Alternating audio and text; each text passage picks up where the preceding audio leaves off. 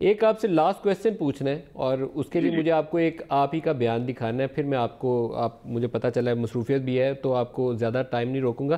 ایک آپ اپنا ہی بیان سن لیجئے جو بلاول نے اپنی پریس کانفرنس میں تذکرہ کیا تھا، دکھائیے گا جی. مائی کلال جب تک ہم اسمبلی میں اور تحریک انصاف ہے، حافظ سعید صاحب کو تو چھوڑے، جو پاکستان کے لیے حق اور کلمہ حق کا ساتھ دے گا ہم اس کا ساتھ دیں گے انشاءاللہ. اور میری آپ سے التجا ہوگی کہ آپ خود اسمبلی میں آئیں، بیٹھیں اوپر، پھر دیکھیں کہ یہ واقعی کلمہ حق کا ساتھ دیتے ہیں یا یہ بھی. سر آپ اس کے اوپر افریدی صاحب کیا کہیں گے؟ نریندر مودی الیکشن جیتنے سے پہلے کیا بین نہیں تھا؟ جب وہ الیکشن جیتا تو امریکہ اور پوری دنیا اس کے لیے دروازے کھول لیے. یہ 3.5 سال پہلے کی ویڈیو ہے. اس وقت میں اپوزیشن کا ممبر تھا، اور خدا کے لیے ایک ایسی چیز کو اٹھانا، اور ایوری باڈی نوز.